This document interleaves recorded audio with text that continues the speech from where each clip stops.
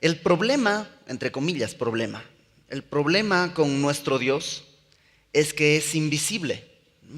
¿Y por qué digo problema? Porque nuestra carne siempre quiere aferrarse a algo que pueda ver. Es decir, ya que Dios es invisible, no tenemos una percepción sensorial de su presencia. Dios dice que está entre nosotros, donde dos o más están reunidos, Él está ahí. Eso lo dice Él. Lo creemos, pero lo creemos en fe, porque no lo vemos. Entonces nuestra carne constantemente demanda algo visible. Por eso surgen los ídolos. La idolatría es tratar de poner algo que sustituya esa invisibilidad de Dios en algo tangible. Y por eso el ser humano tiende a crear ídolos. El problema es que los ídolos nunca pueden cubrir toda la naturaleza de Dios. O sea, digamos, vamos a hacer un león representando a Dios porque Dios es feroz. Sí, pero no solo es feroz. Dios también es el cordero que quita el pecado del mundo. Entonces, pues vamos a hacer un corderito. Sí, pero no solo es un corderito. Y así, o sea, no importa qué imagen podamos tener, nunca va a abarcar la plenitud de la naturaleza de Dios. Por eso Dios dice, no hagan ninguna imagen mía. Pero nuestra carne, la naturaleza humana, siempre quiere escaparse de esa incómoda invisibilidad de Dios. Un Dios visible es, digamos, más manejable. Sabes dónde está, sabes dónde lo dejaste. Un Dios invisible tiene que moverte a depender en fe. Otro problema de Dios es que Dios no es un burócrata. O sea, cuando nos acercamos a Dios no tenemos que llegar con los requisitos. Mira, Señor, ya oré, ya hice mi devocional, ya prediqué el evangelio, aquí está, ¿no? Están todas mis firmas, ya todo bien hecho. Ahora quiero pedir esto y no, porque no se trata de que ya cumplí ciertos requisitos burocráticos, ahora puedo acercarme a ti o ahora puedes contestarme. No, Dios no es un burócrata. Dios quiere una relación profunda, estrecha y personal. No quiere un trámite cumplido. Sería más fácil, entre comillas, si fuera un trámite. Porque pues entonces dices, a ver, ¿qué tengo que hacer en la mañana? Orar 5 minutos o 10 minutos. Pues ya me levanté, oré 10 minutos, palomita. Luego tengo que compartir el evangelio a 2 personas. Salgo a la calle, ¿sabes qué? Dios te ama, ¿sabes qué? Dios te ama. Y ya, cumplí, palomita. Y pues ya todo está bien. Pero eso sería cumplir un trámite. Mi carne se siente mejor cuando cumple trámites. Pero Dios no responde así. Por eso es más, entre comillas, difícil. A la vez, tampoco Dios está desprovisto de normas. O sea, Dios ha dejado su palabra escrita y hay normas y hay formas y hay maneras en las que Él es adorado y en la que Él tiene que ser adorado. No puedo adorarlo como yo quiero. No puedo tener, pues yo creo en Dios a mi manera. Eso funciona muy bien en una canción de Frank Sinatra, pero a mi manera no funciona en la Biblia. Las cosas son a su manera y tienen que ser a su manera.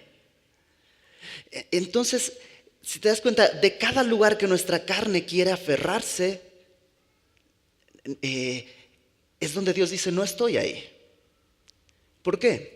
Porque realmente Dios lo hizo mucho más fácil. Dios quiere que tengamos una relación personal, profunda y estrecha a través de su palabra. En la medida en la que yo me relaciono más con Él, le conozco más, como cualquier relación, los lazos van a ser más profundos. Conozco mejor qué es lo que quiere. Y los cambios que se hacen en mi vida no son cambios de conducta, sino cambios de corazón. ¿Cuál es la diferencia? La conducta se puede fingir, el corazón no. Cuando el corazón es transformado, la conducta se modifica de manera natural. Pero nunca pasa al revés. Si tú modificas la conducta, el corazón no necesariamente cambia. Y Dios quiere llegar al corazón. Y de eso es de lo que trata la porción que vamos a estar estudiando el día de hoy. Los israelitas y los filisteos tienen en su mente una imagen de Dios encerrada en una caja. Y Dios quiere mostrarles que Él no está en una caja, que Él es todopoderoso y que Él quiere algo más que un mero trámite entre dos. Entonces, comencemos. Capítulo 4 del primer libro de Samuel dice: y Samuel habló a todo Israel. Samuel, este pequeño muchachito que había sido consagrado a Dios desde antes de que naciera, el día en este punto ya es una persona adulta y ya es un profeta que habla a Dios, que habla al pueblo con toda claridad. Y me encanta que el capítulo comienza así: Samuel habló a todo Israel, y se entiende que está hablando de parte de Dios. Dios quería hablarles, porque una relación tiene que tener diálogo. Dios quería hablarles, Dios quería escucharles. El asunto es que el pueblo no quería oír. El pueblo no quería escuchar. El pueblo quería hacer su propia voluntad. Entonces dice: por aquel tiempo salió Israel a encontrar en batalla a los filisteos. Los filisteos son un pueblo enemigo que se cree que llegó de Creta, de Grecia, en algún momento, y poco a poco empezaron a expandirse ahí en las costas del Mediterráneo. Van a ser a lo largo de todo el libro de Samuel una pesadilla. Una y otra vez van a ser los que están atacando, los que están haciendo invasiones al territorio. Entonces es un pueblo guerrero, es un pueblo peligroso y es un pueblo idólatra. Y entonces salieron en batalla contra los filisteos y acamparon junto a Ebenezer. Y los filisteos acamparon en Afec, dos poblaciones bastante cercanas. Ahí reúnen sus ejércitos. Y los filisteos presentaron la batalla a Israel, y trabándose en combate, Israel fue vencido delante de los filisteos, los cuales hirieron en la batalla en el campo como a 4,000 hombres. Cuando volvió el pueblo al campamento, los ancianos de Israel dijeron: ¿por qué nos ha herido hoy Jehová delante de los filisteos?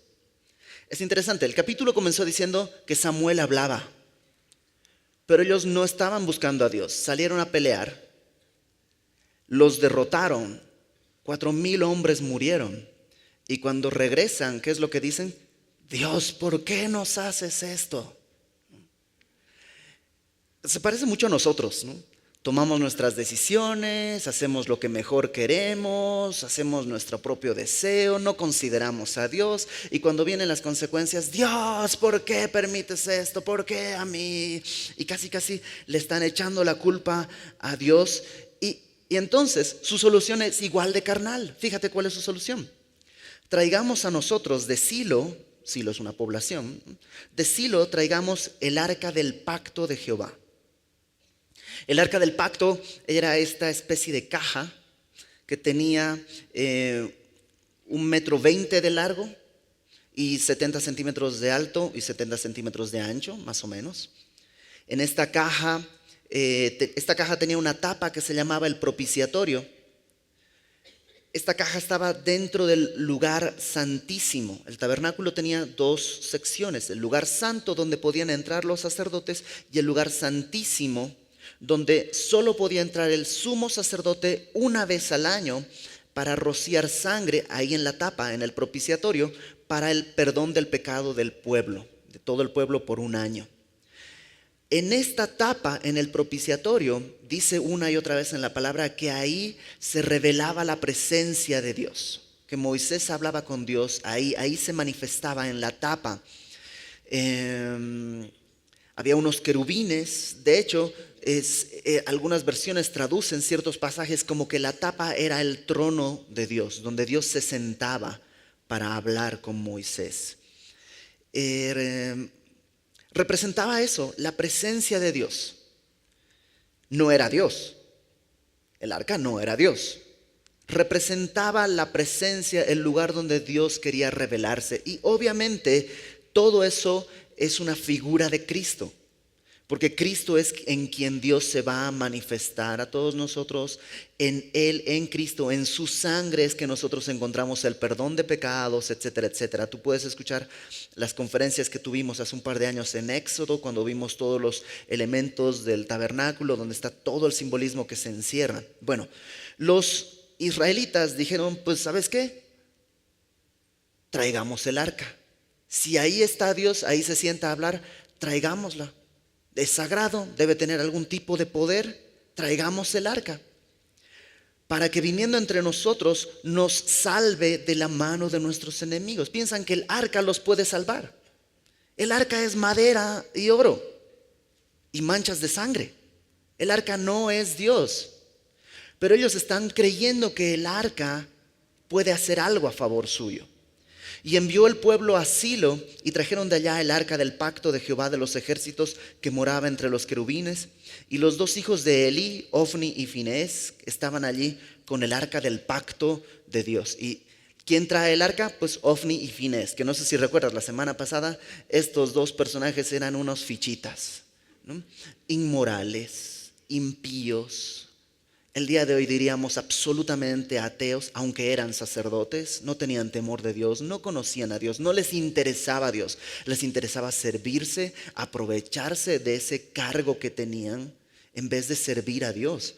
Y entonces te das cuenta, todo está mal. No han consultado a Dios, no le dicen, Señor, ¿qué hicimos mal? ¿Por qué fuimos derrotados? ¿Qué dice tu palabra?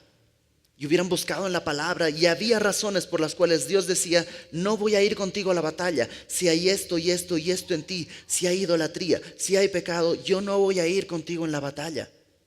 Vas a escapar. Pero no están examinándose a sí mismos.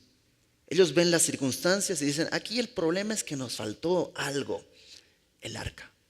Claro, el problema no está en mí ni en mi corazón, el problema está en algo. Y están poniendo su fe en algo, están creyendo y confiando en el arca de Dios en vez del Dios del arca. Versículo 5. Aconteció que cuando el arca del pacto de Jehová llegó al campamento, todo Israel gritó con gran júbilo, con tan gran júbilo que la tierra tembló. Llegaron Ofni y Finés con el arca. Y el pueblo empezó, ¡wow! Ahora sí. Yeah. Y hay un gran optimismo, hay unión, hay camaradería, hay acuerdo, pero no en lo que Dios dirige. O sea, puedes estar en unión, en optimismo, en camaradería, pero no en lo que Dios dice. O sea, el que la mayoría haga algo no quiere decir que está bien. Lo que la mayoría hace, no más es lo que la mayoría hace. Facundo Cabral decía, come hierba, millones de vacas no pueden estar equivocadas. Y a veces hacemos eso como cristianos. Y nos dejamos mover por las modas y por las olas de doctrinas. Ahora pues todo el mundo está haciendo esto y todo el mundo está haciendo aquello. Pero ¿qué es lo que Dios dice? Ellos tenían que haber visto en su corazón, haberse examinado y ver que la solución no estaba en añadir algo, un ritual o un elemento, sino en restaurar su comunión con el Señor. Pero ahí están felices, tan felices que mira qué es lo que sucede. Versículo 6. Cuando los filisteos oyeron la voz de júbilo, dijeron, ¿qué voz de gran júbilo es esta? Está en el campamento de los hebreos. Y supieron que el arca de Jehová había sido traída al campamento. Y los filisteos tuvieron miedo porque decían, ha venido Dios al campamento. Y dijeron, ay de nosotros, pues antes de ahora no fue así. Ellos, o sea, los filisteos están diciendo, híjole, ahora sí nos va a ir mal. Ya vino Dios. Oye, ¿qué crees? ¿Que Dios no estaba ahí antes? Pero está bien, los filisteos son así. Lo que está mal es que el pueblo judío piense, ahora vamos a ir, ahora está Dios aquí. Ay de nosotros, ¿quién nos librará de la mano de estos dioses poderosos? Estos son los dioses que hirieron a Egipto con toda plaga en el desierto. O sea, Los filisteos sabían de quién estaban hablando, conocían las historias que habían sucedido al salir de Egipto, cómo se abrió el mar, cómo derrotaron a todos, al pueblo de Basán, al pueblo de Og, cómo cruzaron el río Jordán. O sea, conocían, pero en vez de actuar de acuerdo a eso, ya sé quién es, voy a rendirme, ya sé que es poderoso, voy a rendirme, ya sé que Él es el Dios de dioses, voy a postrarme. Lo que hacen es, verso 9, esforzaos, oh filisteos, y sed hombres, para que no sirváis a los hebreos como ellos os han servido a vosotros. Sed hombres y pelead. O sea, los filisteos, supersticiosos, empiezan nada más a decirse uno al otro: tú puedes, repítelo conmigo, tú puedes, tú puedes, tú puedes, yo puedo, dilo conmigo fuerte, yo puedo, soy un campeón, soy un peso, vámonos, aú, aú. Y están echándose porras porque lo más fácil que hubiera sido, si de pronto te dicen: ha venido el Dios Todopoderoso que hizo todo esto, yo diría: pues oye, pues quiero conocerlo.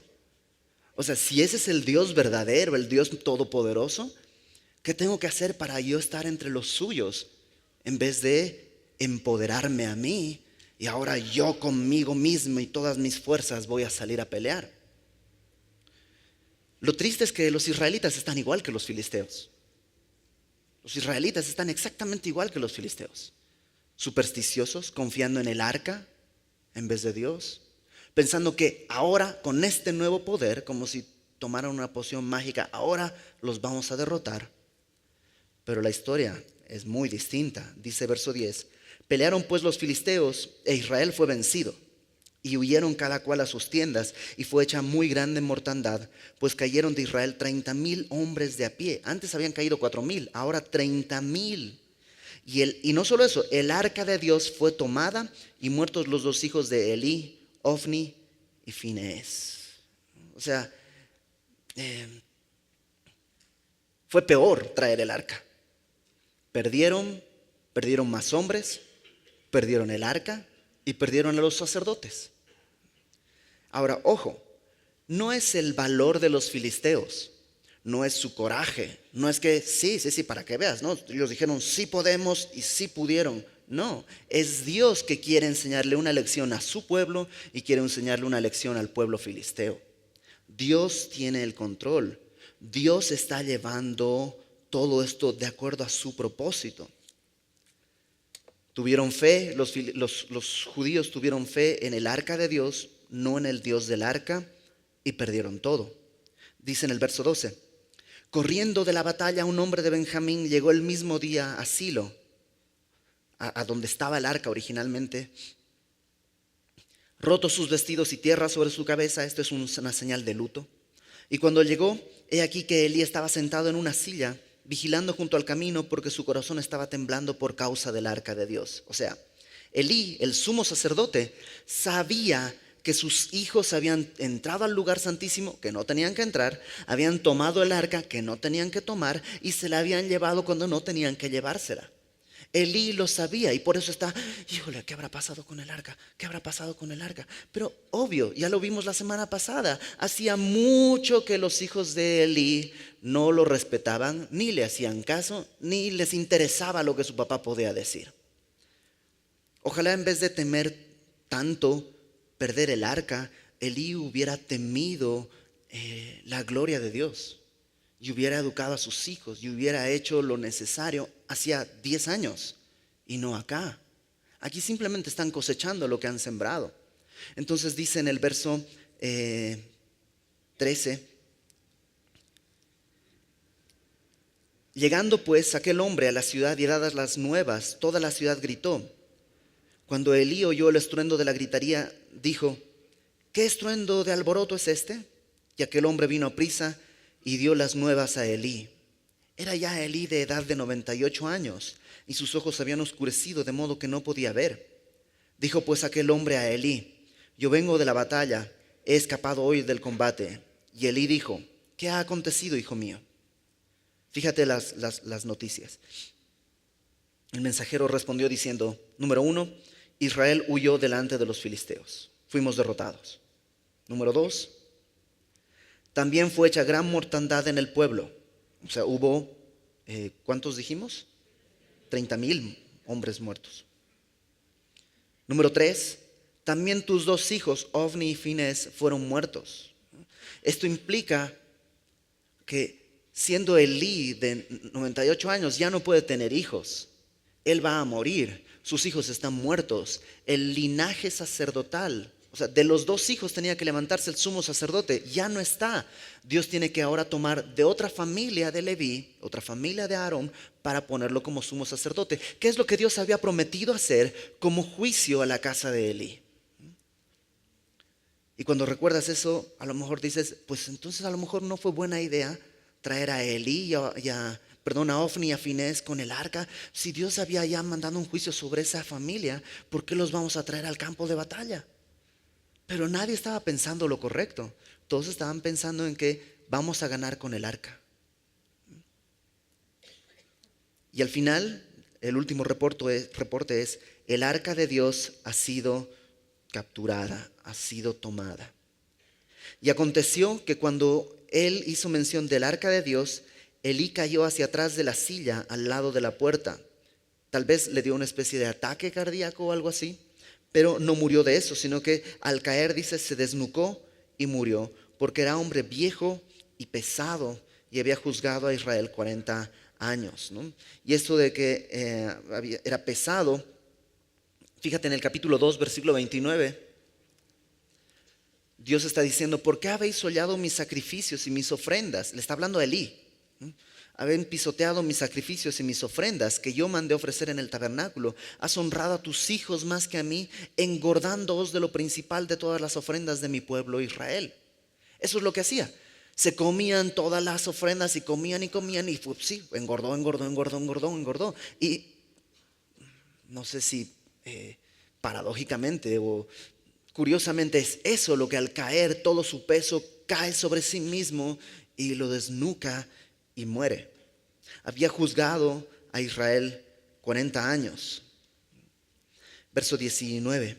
Y su nuera, la mujer de Finés, que estaba encinta cercana al alumbramiento, oyendo el rumor que el arca de Dios había sido tomada y muertos su suegro y su marido, se inclinó y dio a luz. Estaba embarazada, probablemente cerca al tiempo de alumbramiento, pero todo esto, todas las noticias, todo eso hizo que se acelerara.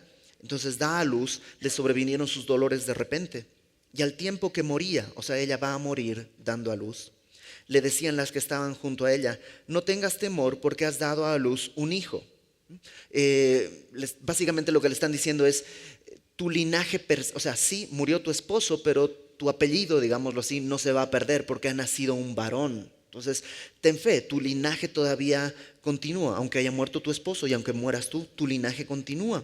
Mas ella no respondió ni se dio por entendida y llamó al niño Icabod. Icabod quiere decir sin gloria, diciendo, traspasada es la gloria de Israel por haber sido tomada el arca de Dios y por la muerte de su suegro y de su marido. Dijo pues, traspasada es la gloria de Israel porque ha sido tomada el arca de Dios. Y esta mujer es la única que más o menos entiende qué está pasando. Y dice, sí, ya tengo linaje, ya tengo descendencia, pero ¿de qué sirve si no hay la gloria de Dios en el pueblo? O sea, no se perdió el arca es de madera, es de oro, el arca es una cosa. Lo valioso del arca no era el arca, sino la presencia de Dios sobre el arca. Y hemos perdido esa gloria como pueblo, hemos perdido la gloria entre nosotros. Entonces, versículo 1 del capítulo 5, dice, cuando los filisteos capturaron el arca de Dios, y la llevaron desde Ebenezer a Asdod, y tomaron los filisteos el arca de Dios y la metieron en la casa de Dagón y la pusieron junto a Dagón. Los filisteos, una vez que habían, capturado el arca, la llevaron hasta el templo de su Dios, el dios Dagón. Era un dios muy importante en esa cultura. Era un dios que era mitad pez, mitad hombre, como un sirenito más o menos, ¿no? Era un dios, el dios de los cultivos, de la agricultura. O sea que era un Dios importantísimo para ellos porque de ahí comían, de ahí tenían su provisión. La mitología decía que este Dios, Dagón, era padre de Baal, a quien más adelante nos vamos a encontrar muchas veces, ¿no? Dagón es el padre de Baal según la mitología. Entonces, ya que el pueblo filisteo había, entre comillas, comprobado que su Dios es mejor que el Dios de los israelitas, porque ellos perdieron, y no solo perdieron, sino capturaron el símbolo de su Dios. Lo que hacen es tomar el arca y meterla como una ofrenda al templo de Dagón, como dedicarla. Dagón, tú que has tenido la victoria, ponemos delante de ti los despojos de la batalla, ¿no? Como una forma de honrarle. Y vamos a ver que Dios tiene sentido del humor, ¿no? Dios tiene a veces un sentido del humor bastante fino. Fíjate qué sucede, verso 3. Cuando al día siguiente los de Asdod se levantaron de mañana, he aquí Dagón postrado en tierra delante del arca de Jehová. Entonces entran y Dagón, que tal vez estaba así, ¿no? Está postrado y el arca ahí, ¿no? Entonces, ¿qué hicieron? Pues lo que tienes que hacer cuando se cae tu ídolo. Tomaron a Dagón y lo volvieron a su lugar.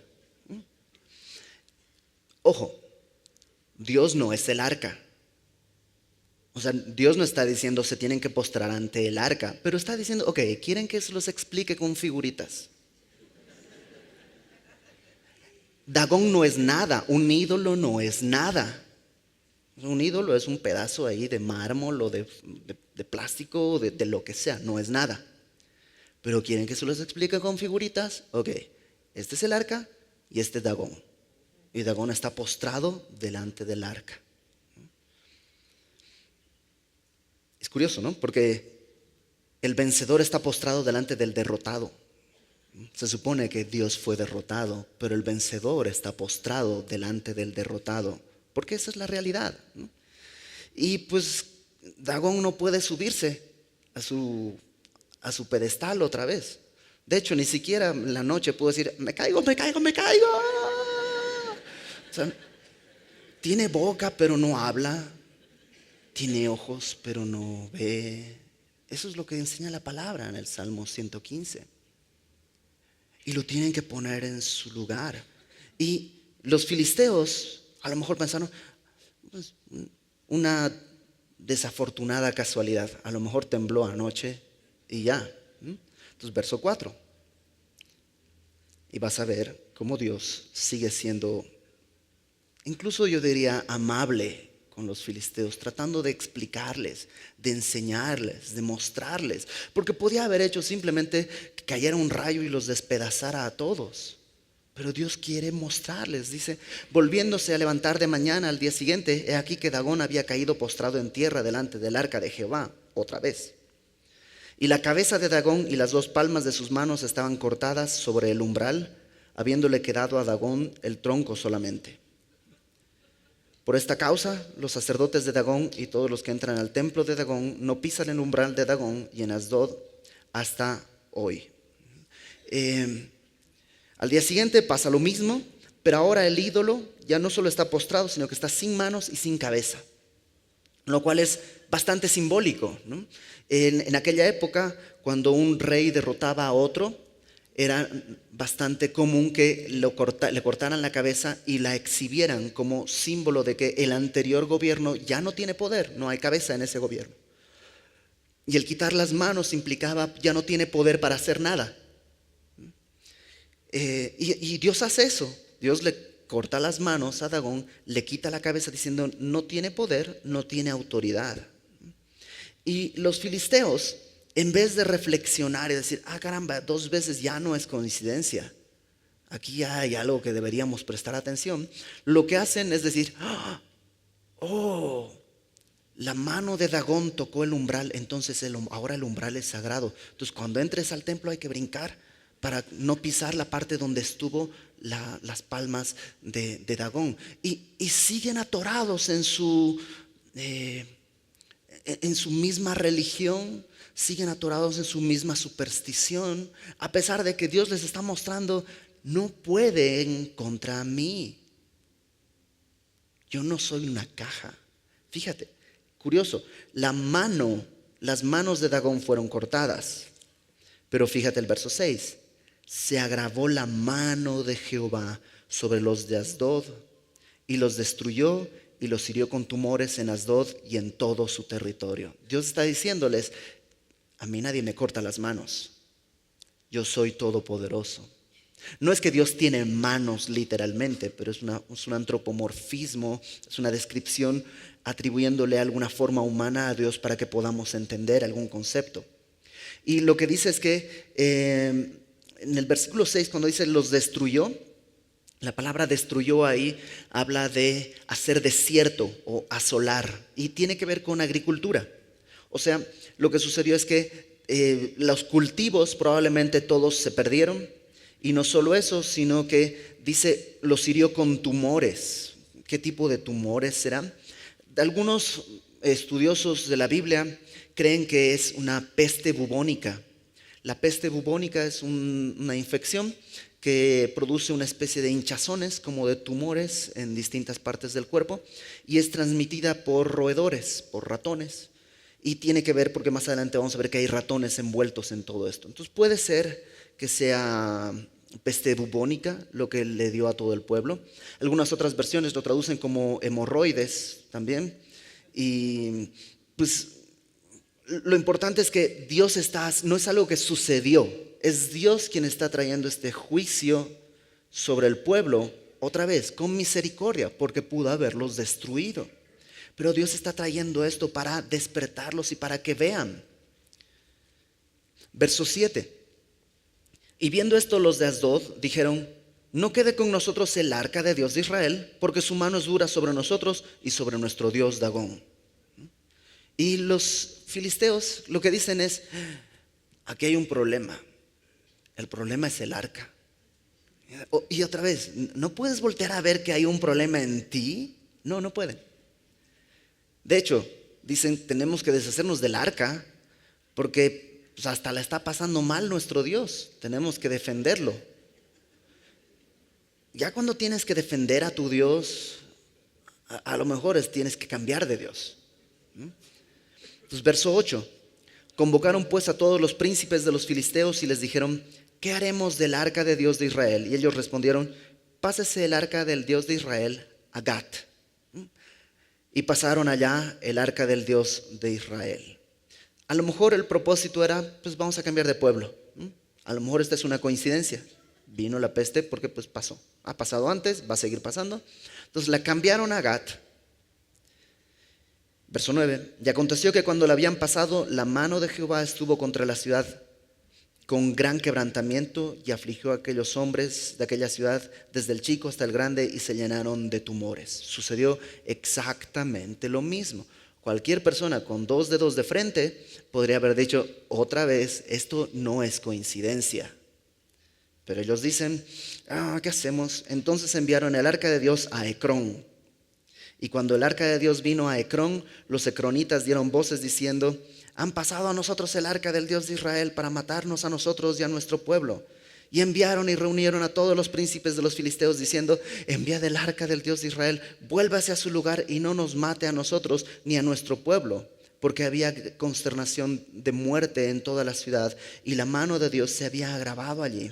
Y los que no morían eran heridos de tumores y el clamor de la ciudad subía al cielo.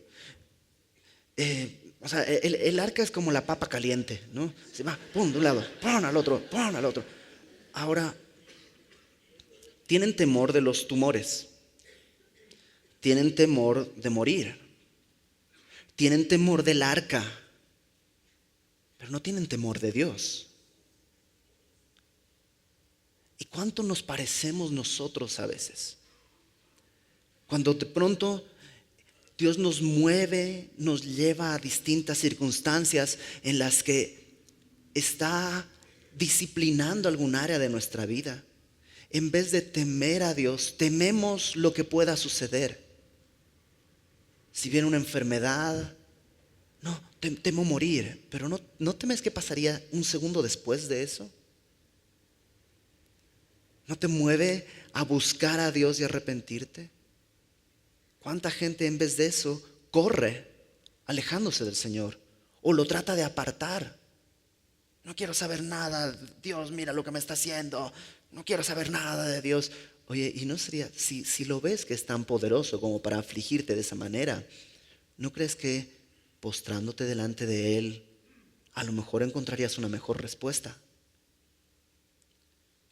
No tienen temor de Dios, podían humillarse, podían clamar.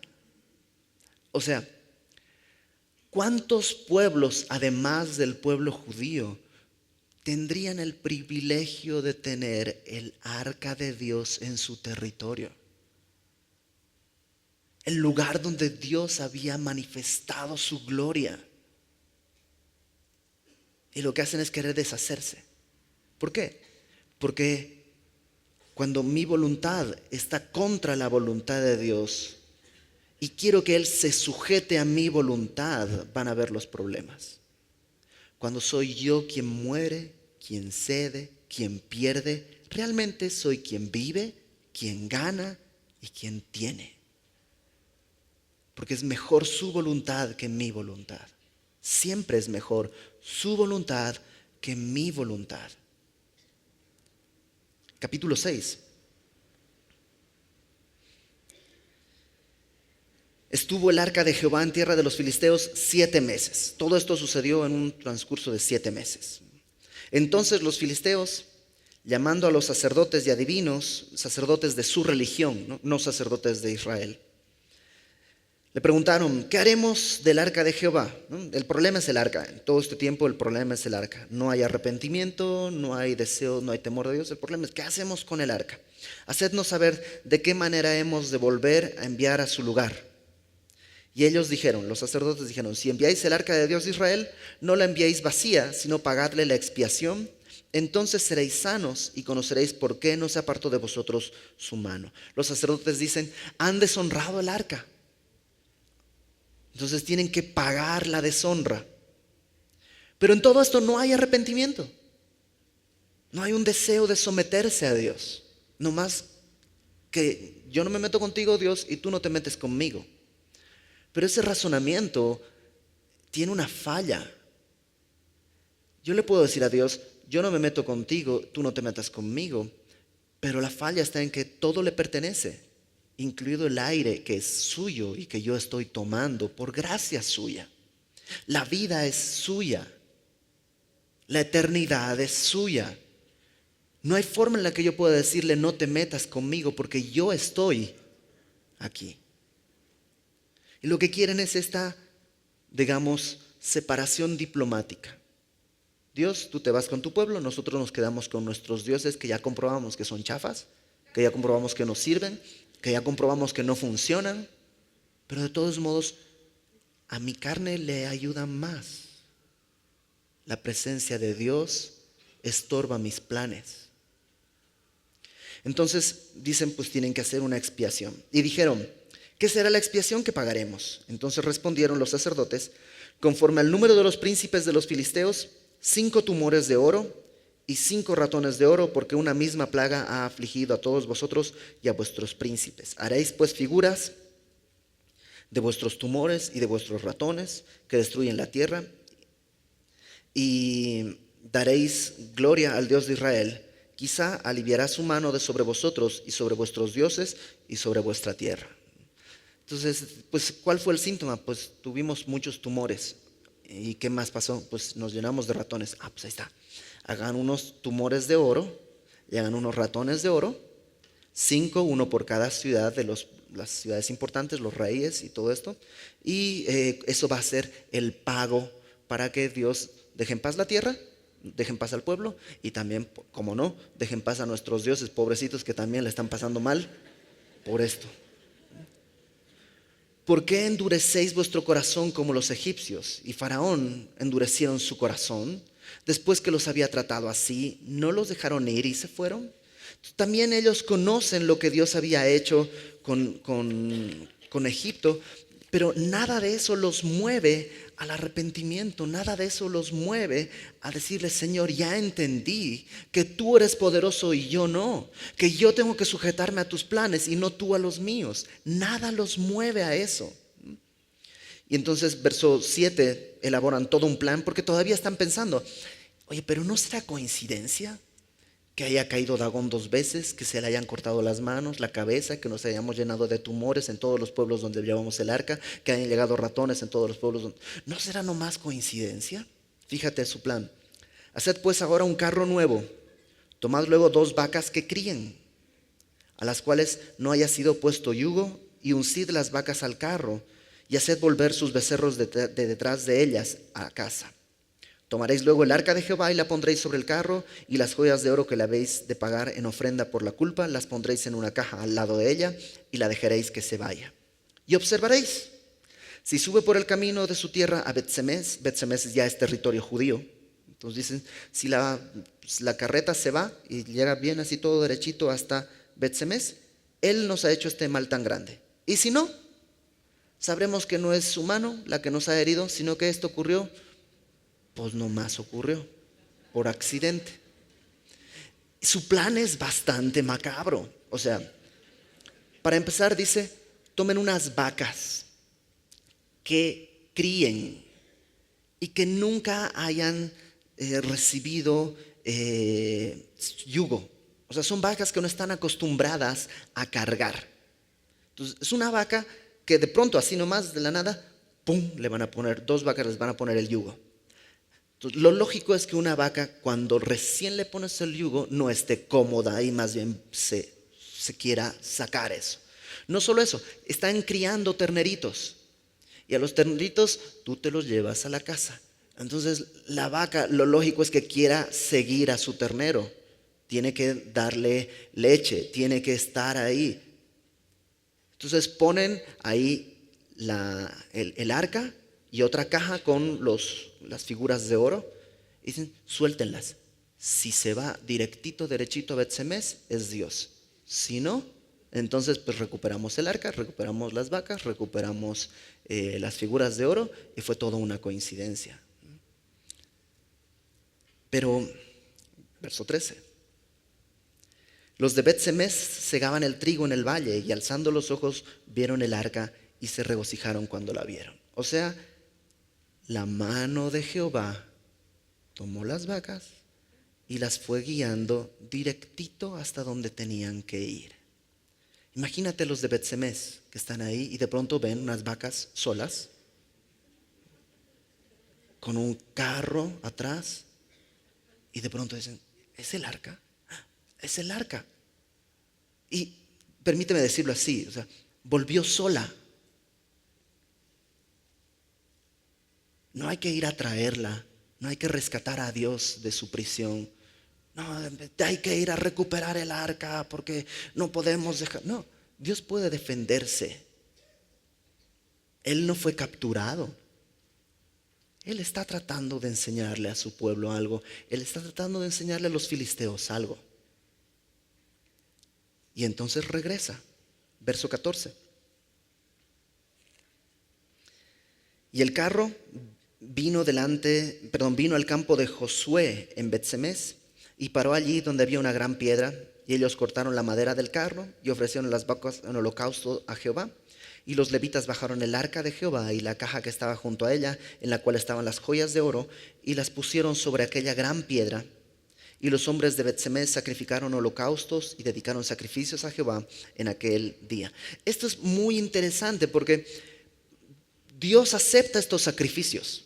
O sea, no hay ninguna referencia que Dios no los haya recibido. O sea, traen el arca, la ponen en una gran piedra como en una parte elevada a manera de altar. Y ahí el carro lo convierten en leña y sacrifican a las vacas ahí como holocausto delante de Dios. Y la ley mandaba que los sacrificios tenían que ser de machos, nunca de hembras en animales. Pero Dios recibe. Otra vez, Dios no es un Dios cuadrado. O sea, Dios no está así, no, tenía que ser así, tenía que ser así. Dios está viendo más allá de todo eso.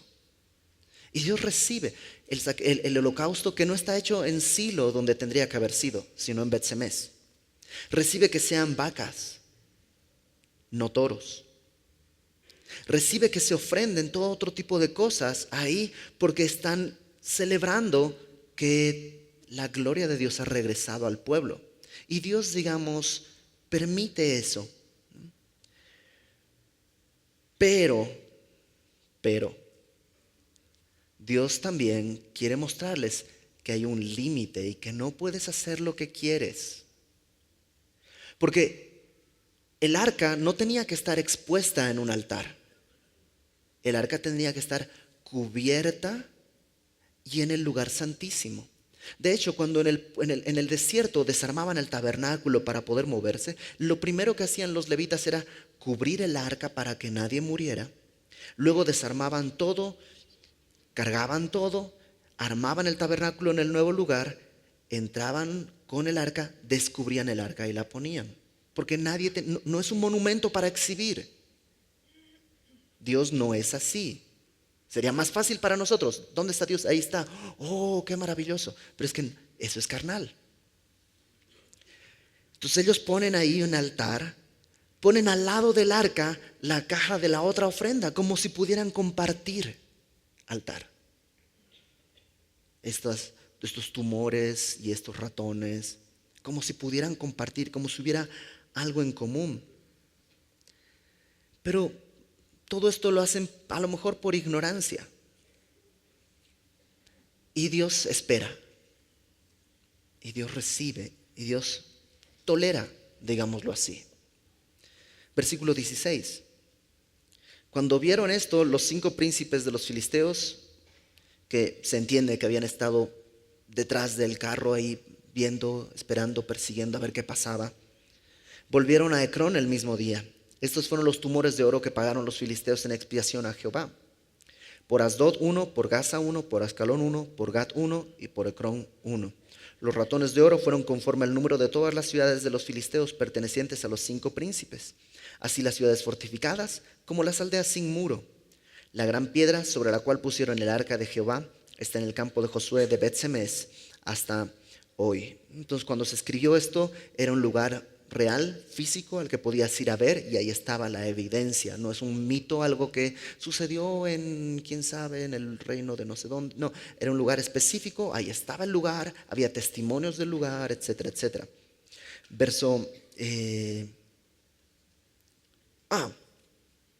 Los filisteos regresan porque para ellos es más cómodo su Dios domesticado.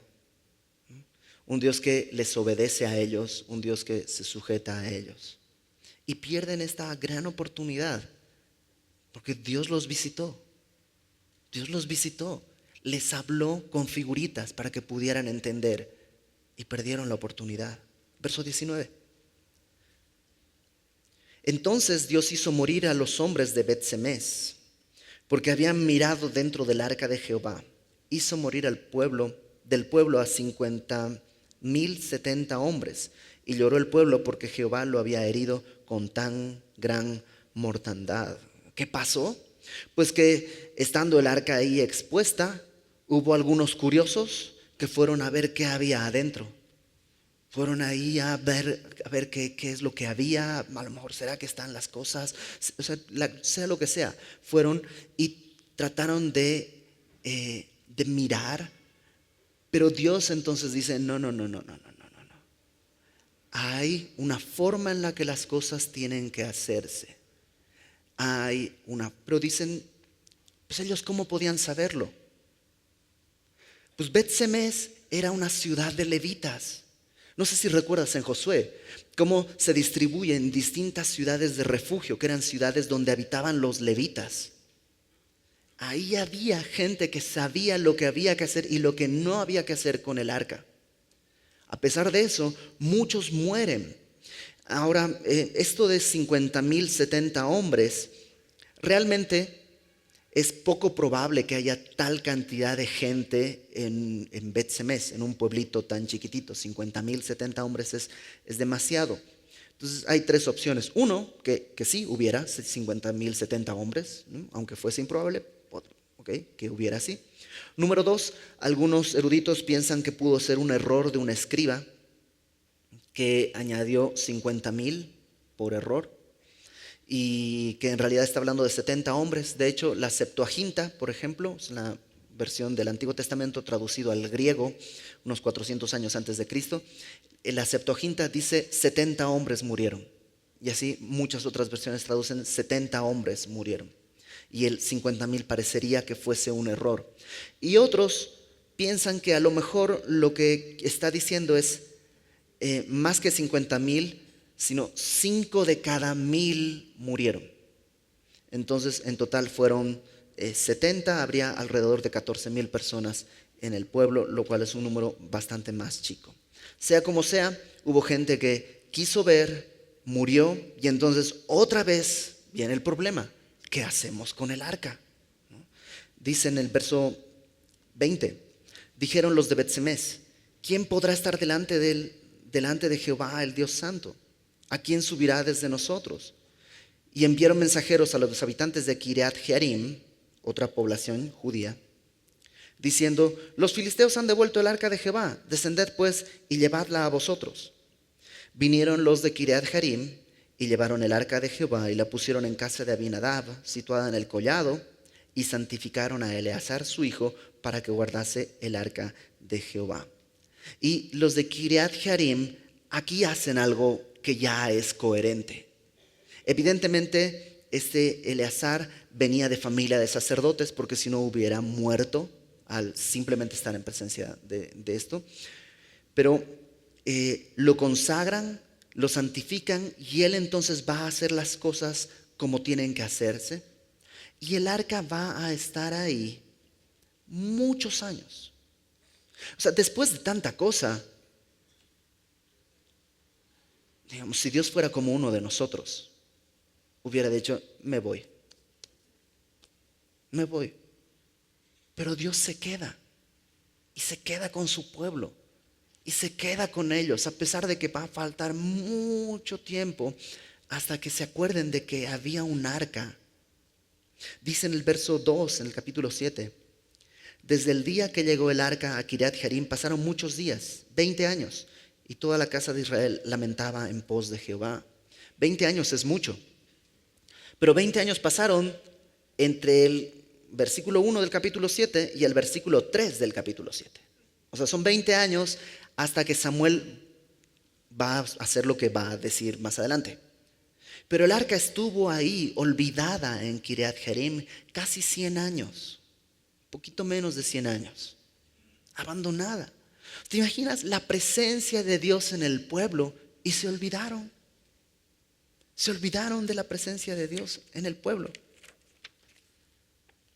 Y a lo mejor tú dices, pues suena feo, pero lo puedo entender porque yo he hecho lo mismo. Me he olvidado de Dios.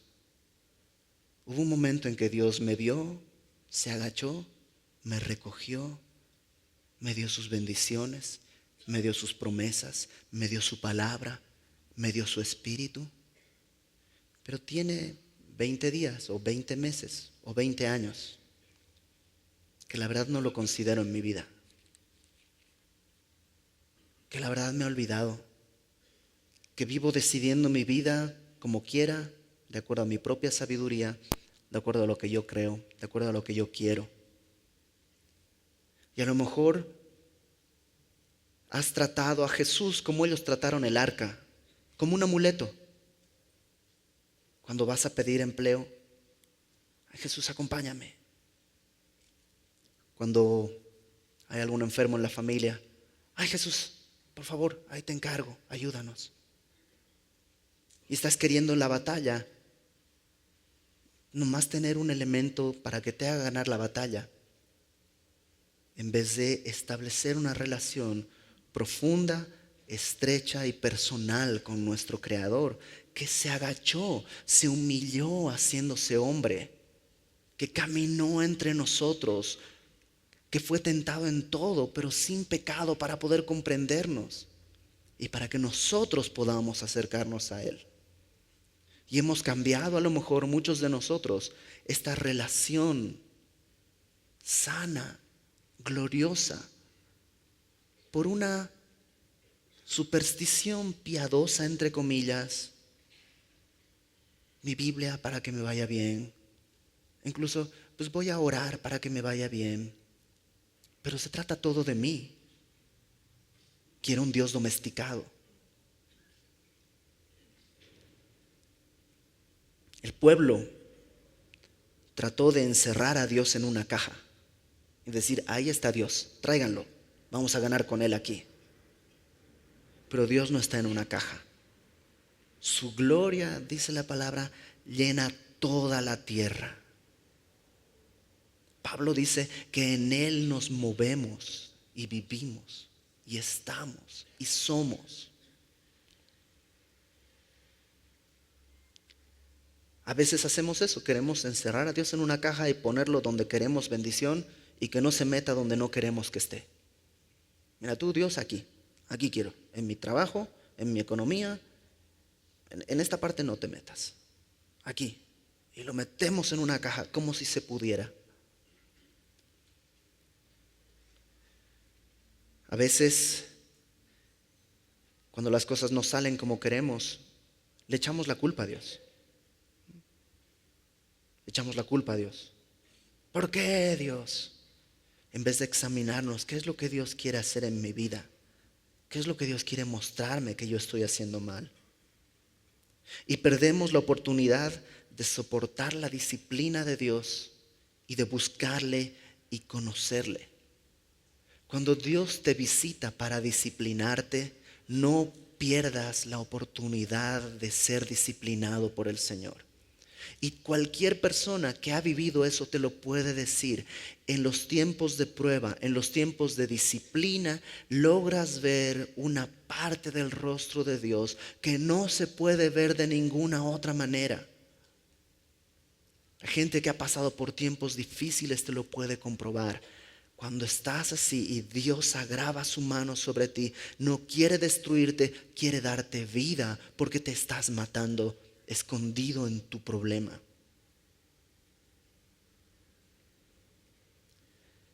Dios puede y soporta mis errores, mis ignorancias, mis equivocaciones, como esto de sacrificar vacas y todo, que es un error. Dios lo puede soportar, pero hay una línea que no puedo cruzar. Él es Dios, yo no. Él está en el cielo, yo estoy en la tierra. Él manda, yo obedezco. Él es el Señor, yo soy el siervo. Qué triste vivir en un pueblo de levitas o estar en una iglesia donde abunda la palabra y no conocerle, como les pasó a los de Bet-Semes. En resumen, y con esto terminamos, acompáñame a 1 de Pedro, por favor, capítulo 5.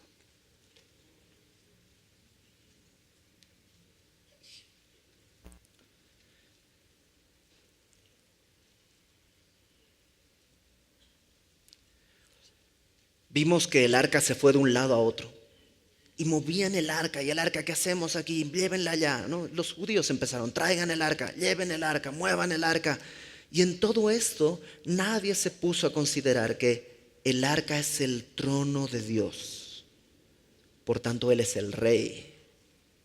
Todos quisieron hacer algo con el arca, pero nadie se quiso postrar delante del arca. ¿Sabes quién se postró?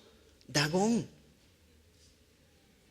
O sea, ¿no te parece que a veces tú dices, wow, o sea, un ídolo puede hacerlo mejor que yo? Porque yo estoy luchando por lo mío y Dagón se postró. 1 de Pedro capítulo 5, versículo 6 dice, humillaos pues bajo la poderosa mano de Dios para que Él os exalte cuando fuere tiempo. Todos queremos ser exaltados. Es parte de nuestra naturaleza, es nuestro anhelo. Y va a haber un momento en que seamos exaltados. Pero mientras tanto, humillémonos bajo la poderosa mano de Dios. La presencia de Dios no está en una caja. Yo estoy con vosotros todos los días hasta el fin del mundo. Esa fue su promesa. Entonces humillémonos ante su presencia todos los días, todo el tiempo. Dejemos que Él sea Dios. No porque yo se lo conceda, Él ya es Dios. Pero que sea mi Dios, y yo sea su siervo, su humilde siervo, que eso ya es un privilegio al que tú y yo no teníamos derecho hasta antes de que Él nos recogiera. Entonces creo que es un buen tiempo, humillarnos bajo su presencia, postrarnos delante de Él, dejar de pedirle que Él haga mis planes, bendiga lo que yo quiero y comenzar a decir: Señor, tú eres el Rey. Ha sido suficiente hasta aquí. Ahora tú mandas y yo obedezco.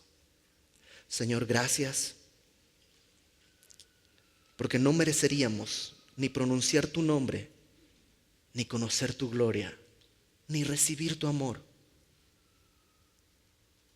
Pero tú nos has dado ese nombre que es sobre todo nombre, delante del cual se doblará toda rodilla y toda lengua confesará que Jesús, ese nombre perfecto, es el Rey de Reyes, el Señor de Señores, para gloria de Dios Padre. Tú has mostrado tu amor claramente en la cruz del Calvario, pagando el precio de nuestros pecados, eso que impedía que nosotros pudiéramos acercarnos a ti. Tú lo pagaste para abrir este camino nuevo y vivo a través de la carne de nuestro Señor. Tú lo hiciste no para inaugurar un sistema de trámites y ritos, sino para que podamos acudir a ti y escucharte de viva voz como nos hablas, y poder hablarte y encontrarnos contigo, con tu presencia. Tú lo hiciste, Señor. Ayúdanos a cultivar eso, a honrarte, no en una manera religiosa, supersticiosa, sino gloriosa, como hijos a un Padre amoroso. Glorifícate haciendo esto, Señor. Y esto te lo pedimos, incluso te lo pedimos solo por lo que tú has hecho a través del sacrificio de Cristo, a quien sea toda la gloria. Amén.